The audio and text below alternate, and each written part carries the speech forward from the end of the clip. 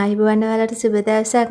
ගොඩාක් දෙනා පීඩා විඳින රෝගයකට සාර්ථක බෙහෙතක් තමයි අද මම වීඩියෝ එකෙන් කරන්න යන්නේ. ඇත්තටම බාල මහලු වැඩිහිටි ඕනම කෙනෙක් මේ කැස්ස නිසා පීඩා විඳිනවා. ඉතින් ඔයාලට මේ කැස්ස ඉක්මනින්ම අඩු කරගන්න පුළුවන් බීපු ගමන්ම සහනයක් දැනෙන වටිනා සිරප් එකක් හදන විදිය අද මම ඔයාලට කියලා දෙන්න වීඩියෝ එකෙන්. ඉතින් කැස්ස කියන්නේ පෙන හැල්ල ඒ වගේම අපේ උගුර ප්‍රදේශයේ සෙම බැඳීම නිසා එම අපහසුව වළක්වා ගන්න අපේ ශරීරයේ විසින් ගන්නා ක්‍රියාමාර්ගයක් තමයි කැස්ස කියන්නේ.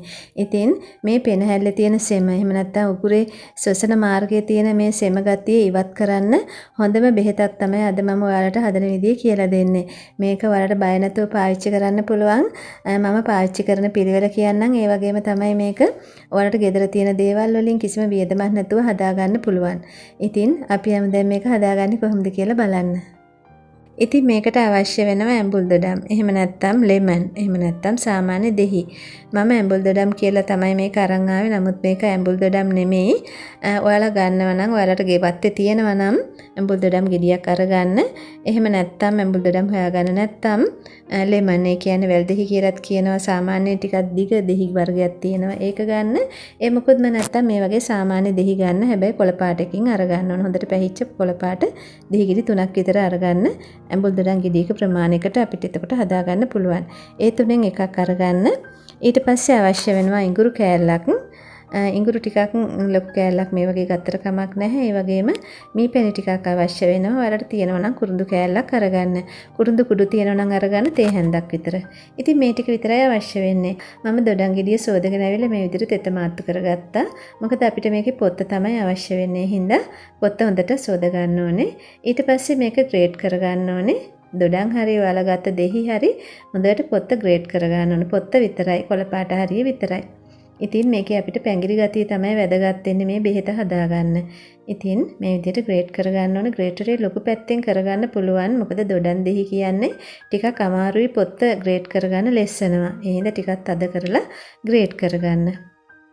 ඉතින් මේ විදිහට මම ග්‍රේට් කරගත්තා. ඔයාලට ග්‍රේට් කරගන්න බැරි නම් හීනෙට කපා ගත්තත් කමන්නේ පොත්ත සියුම්ම අයින් කරගෙන. ඉතින් දොඩම් ගෙඩිය ඇතුළටම යන්න ග්‍රේට් කරන්න එපා. පොත්ත විතරයි ඕනේ. ඊට පස්සේ ඒ ටික හරි මම ග්‍රේට් කරගත්තා. දැන් මේ ඉඟුරු කෑල්ලත් මම ග්‍රේට් කරගන්නවා හොඳට. ඉඟුරු කෑල්ල නම් ඉතින් ඔයාලට තරලා දාගන්නත් පුළුවන්. මම ග්‍රේට් කරගත්තා ලේසියට.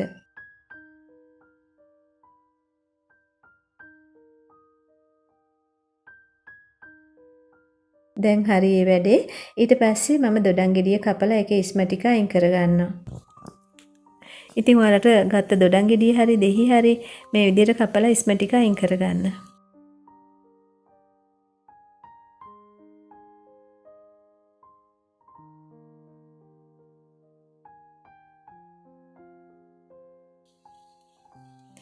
ඊට පස්සේ ඒකේ යට අයින් කරගන්න ඕනේ. දැන් හරි මේ වැඩේ මම කුරුඳු පොතු කෑල්ල පොඩ්ඩක් කඩලා මේ විදිහට කුඩු කරලා දාගත්තා. ඊට පස්සේ මම ග්‍රේට් කරගත්ත දොඩම් ලෙලි ටිකයි ඉඟුරු ටිකයි මේ විදිහට තඹ ගන්න භාජනයකට දාගන්නවා. මතක තියාගන්න හොඳටම මතක තියාගන්න මේක ඇලුමිනියම් වල නම් කරන්නම එපා. මේ වගේ non stick එකක් තියෙනවා නම් අරගන්න. එහෙම නැත්නම් මැටි එකක් හොඳටම හොඳයි. ඊට පස්සේ මේකට මම වතුර අඬු කෝප්පයක් එකතු කරගන්නවා. ඒ කියන්නේ වතුර මිලිලීටර් 200ක් විතර එකතු කරගන්න.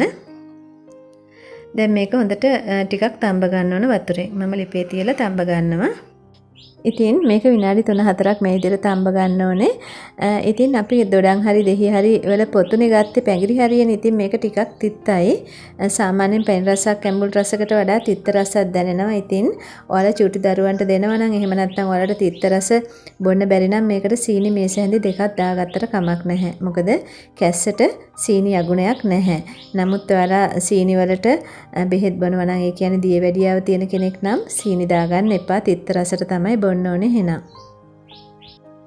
මම සීනි මේස හැඳි දෙකක් එකතු කරගත්තා. ඉතින් මේ විදිහට ටිකක් තැඹිලා වලට පැංගිරි සුවඳ හොඳට දැනෙන්න ගන්නකොට මිරික ගත්ත දොඩම් යුෂ ටික තමයි දාගන්නේ. ඇඹුල් දොඩම් යුෂ ටික. ඉතින් ඔයාලට හිතෙන්න පුළුවන් විටමින් C මේකෙන් විනාශ වෙනව නේද කියලා. ඔව් විටමින් C විනාශ වෙනවා මෙහෙම කරනකොට. ඔයාලට පුළුවන් මේක කල් තියාගන්න හදාගන්නේ නැත්නම් ලිපෙන් බාලා මේක නිවලා දාගන්න. එතකොට ඒක තමයි ගොඩක්ම හොඳ. නමුත් මේක තියාගන්න බෑ අමුවෙන් දාගත්තොත් එහෙම. විටමින් C විනාශ වුණාට කමක් නැහැ. අපිට දොඩම් ලෙල්ලේ තියෙන ඖෂධීය වටිනාකමෙන් අපිට කැස්ස අඩු කරගන්න පුළුවන්. ඉතින් මේ විදිහට දාලා ටිකක් උතුරනකොට හරි ලිපෙන් අයින් කරගන්න දැන්. ඉතින් දොඩම් පොතු ටික තමයි ගොඩක්ම තඹ ගන්න ඕනේ විනාඩි 4-5ක් විතර. ඊට පස්සේ දොඩම් යුෂ ටික දාලා විනාඩි 2ක් විතර මේ විදිහට උතුරන්න ඇරලා ලිපෙන් අයින් කරගන්න. ඊට පස්සේ මම මේක පෙරා ගන්නවා. දැන් රස්නේ මේක ගොඩක් දැම්ම මීපැණි දාන්නේ නැහැ. මේක නිවෙන්න තියන්න ඕනේ. ඉතින් මේ විදිහට ටිකක් නිවෙන්න තියුවට පස්සේ මම දාගන්නවා මීපැණි ටික. ලාවට රස්නේ තිබුණට කමක් නැහැ. මීපැණි ටික දාලා හොඳට කලවම් කරගන්න. ඔයාලා මේ සැඳි වලින් ගන්නවා නම් මීපැණි මේ සැඳි 3ක් විතර ගන්න මේ ප්‍රමාණයට. ඉතින් මේ ද්‍රව්‍ය අඩු වැඩි වුණා කියලා කිසිම ප්‍රශ්නයක් නැහැ. මේවා අපේ ශරීරයට අහිතකර දේවල් නෙමෙයි. ඊට පස්සේ හොඳට මේක කලවම් කරගන්න. ඉතින් මේ තියෙන කැස්සට අපමණ ගුණ දෙන සිරප් එකක්. ඒ කියන්නේ මේක ඔයාලට කුඩා දරුවෙකුට දෙනවා නම් තේ හැඳි භාගයක් විතර දෙන්න. අවුරුදු 5කට අඩු දරුවෙකුට දෙනවා නම්. ඒ වගේම ගර්භණී මව්වරුන්ට දෙනවා නම් දවසට 3 සැරයක් තේ හැඳ ගානේ දෙන්න. එහෙම නැත්නම් සාමාන්‍ය පුද්ගලයෙකුට නම් මේස හැඳි දෙකක් බිව්වත් කමක් නැහැ. කැස්ස හැදුණු වෙලාවට ඉවසගෙන ඉන්න බැරි වෙලාවට මේකෙන් මේස හැඳක් විතර උගුර තෙමෙන්න දාගන්න. එතකොට ගොඩාක් ඔයාලට ගුණයක් දැනෙනවා. ඒ වගේම තමයි කල්පවතින කැස්සට දවසට 3 සැරයක් මේස හැඳි දෙක ගානේ මේක බොන්න. ඉතින් මේ ප්‍රමාණවල ඔයාලා මතක තියාගෙන මේ විදිහට කරගන්න. ඉතින් ඔයාලා මේ විදිහට හදාගෙන මේක ෆ්‍රිජ් එකට දාලා තියාගන්න බෝතලයකට දාලා හොඳට මූඩියකින් වහලා වීදුරු බෝතලයකට දාලා එහෙම නැත්නම් මේ වගේ භාජනයකට දාලා වහලා තියාගන්නත් පුළුවන්. ෆ්‍රිජ් එකෙන් එළියට ගත්ත ගමන් බොන්න එපා කැස්ස වැඩි වෙයි. එතකොට ඔයාලට අවශ්‍ය ප්‍රමාණයේ මේස හැඳි දෙකක් නම් මේක තව ලොකු හැන්දකට දාලා පොඩ්ඩක් පහන් දැල්ලකට වගේ අල්ලලා රත් කරලා බොන්න.